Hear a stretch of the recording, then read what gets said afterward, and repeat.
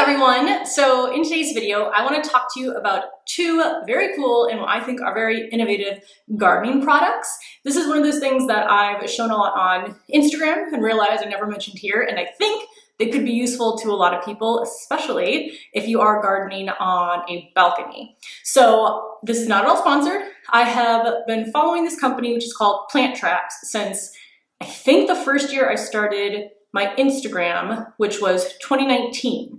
And they had one product at the time, which I thought was really cool. I'll show you them in just a second. And then just this year, they came out with another product that actually fits my needs perfectly. So essentially, I think how this company got started, I might be butchering the information, but from what I remember on Instagram and the website, is that her husband or someone was putting too many plants on their balcony and it was taking up too much space. So she wanted to invent something that can save you space when you are growing anything in pots on a balcony. So the very first thing, and the only product that was available when I first started following them, was this. So this is called Plant Traps. I think it's called the Plant Trap Ledge Planter. You can see kind of how it's meant to be used on the image there, but I'll also put up some photos either from their website or from like their Instagram so you can see what they're meant to look like, because I can't use this. So I got two of these, I think back in 2020, and I realized that my railings were too narrow for this. And I didn't have any area where I could slip this like under the railing. The whole thing had to go through two railings, but how it's supposed to work is, let's say you have your balcony and then your fence that is there to keep you from falling off the balcony. This goes underneath the railing or the fence, and then you put, so like this is hanging off your balcony. You can't have it facing towards your balcony as well, but this is facing off. This is sitting on the deck or the balcony. Then you put the pot in here, and then to make sure the pot doesn't fall off onto somebody, you stick these metal stakes right into the pot, and that will keep it secure. So again, because I don't have anything where like the floor is here and the fence starts here, I didn't have a way to slip this under. I hope that makes sense. But I've still been holding on to these because I'm thinking maybe I'll find a use for them somehow at some point. So again, there are two of these that I have just sitting in my house, hoping that someday I can figure out how to use them. And this is called the Plant Trap. That was like the original product. Then this year in spring, or maybe it was winter, I saw that they were releasing something new, and this I can use. So these are called railscapes, and they're specifically made for vertical gardening so that you can lift your plants up. So how these work, and I will actually take you downstairs and show you how I'm using them on our front gate, just to add some interest to our front, since you can't see my garden up here when we walk by. But basically this, you squeeze together and put through two railings, and then you can have a plant like hanging off your railing at different heights. Again, I'll put in images somewhere in here so you can see what it looks like, and I will show you it downstairs. So this is kind of much more of, I feel like, I don't know if it's more of a simple setup, but it's more of like a simple product. You do get these little tubes that you cut and put onto the wire as bumpers, and this is what keeps it from sliding up and down on the railing when you put it on there. So these you do have to add when you get it, but that's really all that there is to it, and you clamp it together inside the railing and put your plant on it like that. I'm using these outside right now, and during the winter, I'm using them inside. So I think I got these in March, and I put houseplants on the stairs, which look really cool because we do have those railings going down our stairs. So I'm using them outside during the growing season, inside during the winter months. And then I have the website pulled up here because I want to make sure I'm telling you the correct information about it. But the original little invention here, the plant trap itself, is $32 for one plant trap. It says a 4-inch ledge is required, so that's the ledge beyond the railing. So if you're having it stick out from the railing, it looks like you need 4 inches that way. And then your spindles that's the correct word I was trying to think of. The spindles need to be at least 2 inches. So as long as those meet your requirements, that should work for you. Let's see if there's anything else here.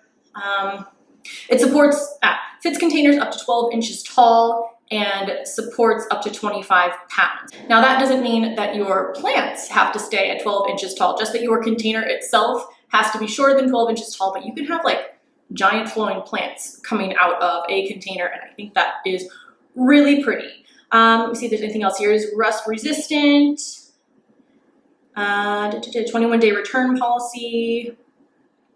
Yeah, I don't know if there's anything else that, oh, it says that you can use 2 to hold a wide flower box. And then this one can also work on stairs if you have the right stairs, but nothing I have here with spindles has that space underneath it to fit the kind of main base of the plant trap. The other one that I can use, that is called the Railscapes Vertical Gardening Clip. This is cheaper, so it's $24.95 each, $25 basically. It's meant to turn into a floating garden. This is important. So the metal spindles, like the width of the spindle, has to be between 1.5 to 3/4 inches, or else this part right here, like that part right there, has to be that size of 1.5 to 3/4 inches, or else it'll be either too big. I guess with too small, they did say you can add like another bumper, so maybe you could make this work if your spindle is smaller than that, but any larger and this won't fit. So I will say if you're interested in either of these, make sure that you're reading and measuring so that you don't order something, like I did, that you can't necessarily use right now. It's for wood and vinyl spindles. Oh, it does say it's not for 2-inch spindles yet, in parentheses, so it seems like they are going to make them for larger spindle sizes. Pot size maximum width is 9 inches, which again makes sense because it has to fit in between these two, but the height can be anything. It does also say that 10-inch baskets can squeeze in. And then where was the weight? I know that the weight was on here somewhere because I was making sure I didn't overload it. Okay, here it is. So it says these patent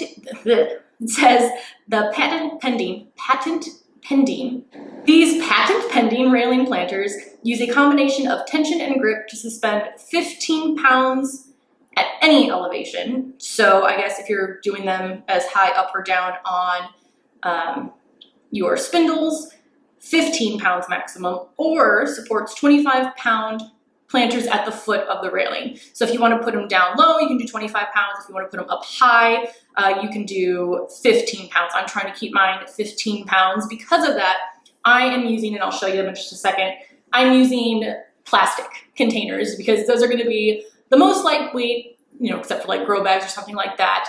And if for some reason they happen to fall, they won't break. But I will say, when I had them on my stair railings, they were there for at least a month before I moved them outside. Nothing ever fell, nothing ever slipped up or down. They've been outside now for maybe 2 weeks. And again, nothing has fallen, nothing slipped up or down. Nobody's asked me about them yet. I'm kind of waiting for someone to like walk by on the street and notice them and hopefully ask me where they're from or think they're really cool, but that hasn't happened yet. One of the reasons I am trying to make our front a little prettier this year than just my balcony is that our neighborhood is having our garden walk. I think it's been like 50 years plus that the Sheffield neighborhood in Chicago has had a garden walk, but it hasn't been here since we moved here in 2020 for obvious reasons. So it didn't happen in 2020, 2021, or 2022. It is happening this year. So I want to make sure I put a lot of pretty things down there because no one, again, can see my garden from the street. And I think it might be weird to try to lure people into my house and upstairs. So that is why I'm using these out front. So now we'll go ahead and go downstairs. I'll show you how they work and how I'm using them, and I'll show you what I'm planting in each of the pots. This is how I'm using the railscapes down on our front gate. So I have 3 pots here that are sitting about 1.5 feet to 2 feet off of the ground. I have them facing towards our house, but ideally the plants will basically form a giant bush of flowers that'll also stream over the front. So now I need to put this one up there.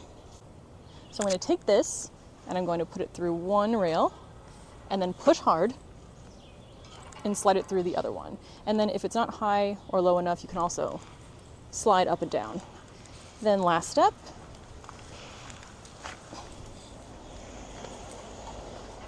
is the pot.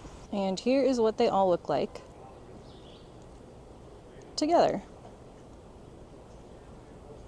So those are the railscapes. Obviously I really love them a lot, and I'm excited to see how they look once all the plants are spilling over, and I will definitely update you on that. So thank you so much for watching, and I will see you in the next one.